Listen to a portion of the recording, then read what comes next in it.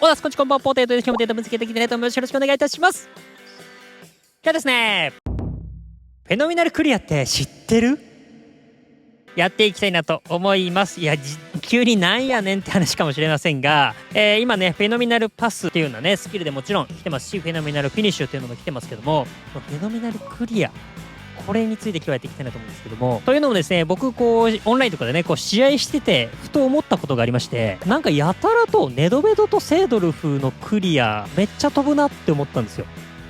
で最初キック力とかなのかなとか言って思ったんですけど、いやいやジェラードとかもキック力あんのにそんな飛ばないなとか思ってですね、で考えてみたらこれフェノミナルパスじゃねっていう考えに至りまして、今日はちょっとそこを確かめていきたいなと思います。ちょっとこれが適用されてるとするとですね、今までだいぶ盲点だったなというか、これなんとなくそういう風に感じてた人もいるんじゃないかなと思うんですけど、それはね本当なのかってところを今日は確かめていきたいし、どれぐらい違うのか、実際どれぐらい違うのかっていうのをね確かめていきたいなと思います。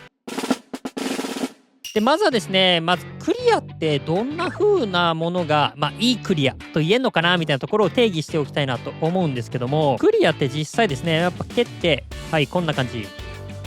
ういうことですね。蹴った時にこの敵のね頭上を超えるような高さとかいうところと、あとは飛距離ですよね。分かりやすく言うとハーフラインを超えるようなクリア、これができるとピンチの時とかも一旦リセットできたりとかねするっていうのが言えるのかなと思います。なので高さと飛距離ですね、この2つがクリアにとって一番大きなポイントなのかなというのを踏まえた上で見ていきたいなと思います。はい、まずはですねネドベド、見ていきたいなと思うんですけども、これはボックストゥボックスのネドベドですね。フェノミナルパスとかがついていないネドベドなんですけども、見ていきましょう。トレーニングモードでバーストしたボールをですね直接後ろにクリアしていくような感じにしていきたいなと思います。はい、やっぱこうですよね。ハーフラインもやっぱ超えないし高さも低いですよね。なのでこれだと敵に取られちゃうかなーっていうかね、もう一回敵から攻撃されるだろうなっていう感じはしますね。ただもちろんですねワンタッチ入れればこんな感じで、はい、クリアもいけますよね。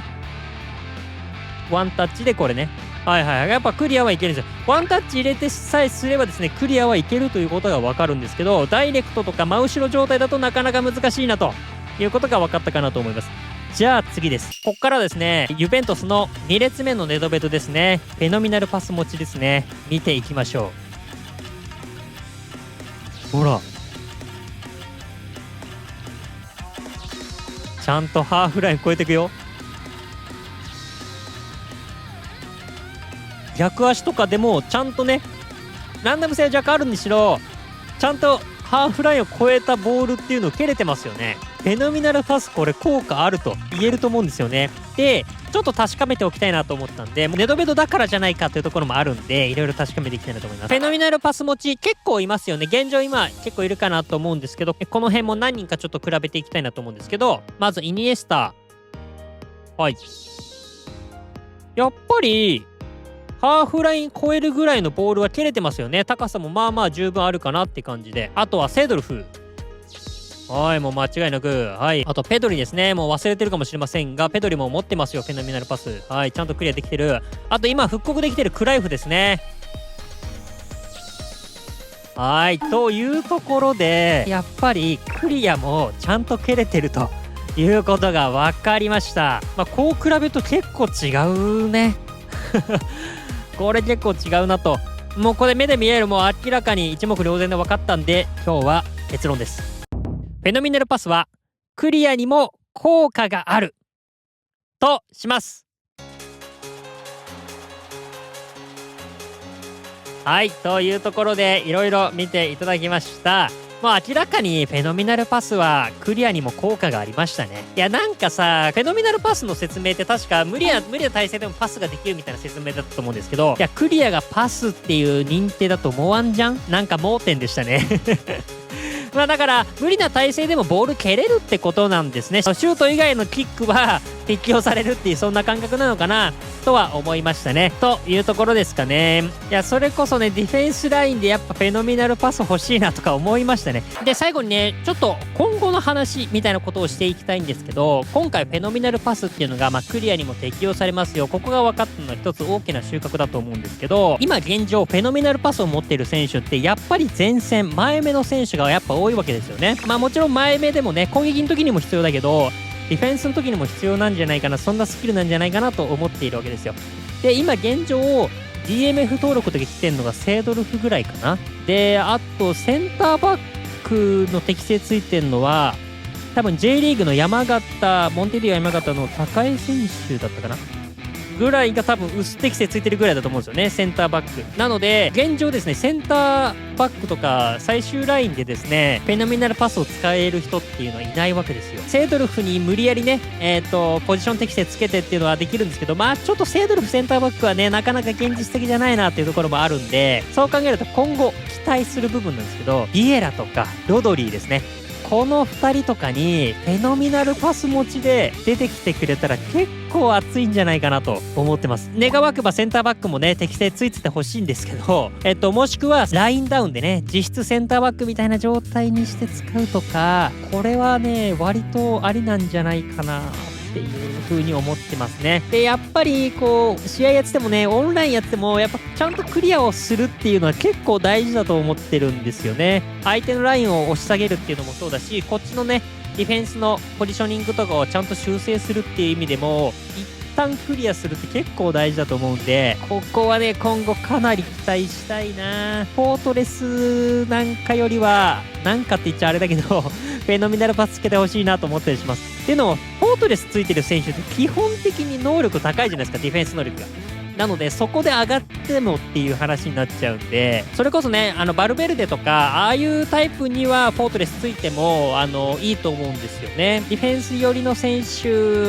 にですね、そこをねつけるぐらいだったらフェノミナルパスつけてほしいなと思いますので、今後ねその辺は期待して、待っていきたいなと思いますので、今日はですねこれがどうやりくりに立つかっていうのはあれ各々違うとは思うんですけども、一つ知識としてね知っといて損はないかなと思うので、それが確かめられただけでも良かったかなと思いますので、この動画良かった、参考になった面白かったなと思った方ですね、高評価チャンネル登録していただけると嬉しいです。最後雑談して終わりたいなと思います。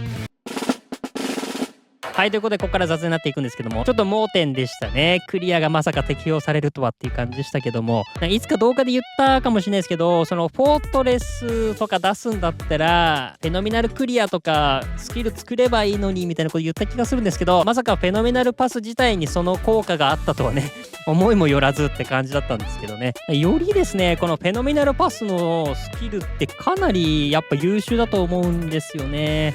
僕個人的には今来てる特殊スキルの中では一番重宝したいスキルですね。モメンタムとか使ってて分かりやすいけど、フェノミナルパスが一番使ってて助かるなと思いますね。それこそね、だからセンターバックとかの選手にフェノミナルパスとかついてくれたら嬉しいんだけどね、なかなか難しいのかな。カンナバーロとかそれこそつけてほしいよね、ああいうタイプは特に。ただビエラとかロドリーだったらワンチャン悪くないっすか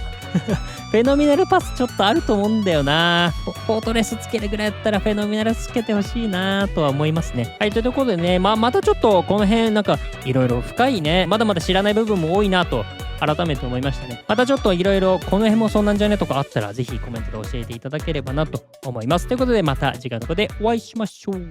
バイバイ。はい、ということでいかがだったでしょうか。皆さんこの結果どう思いますでしょうか。皆さんのご意見ご感想クレーム等々あればですね、コメントで教えていただければなと思います。4万人を目指しております。この動画が良かった、参考になった、面白かったなと思った方はですね、高評価、チャンネル登録していただけると嬉し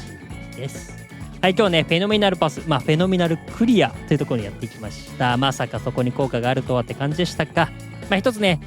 知識として知っといた方がいいかなと思いますので、覚えておいてください。ということでまた。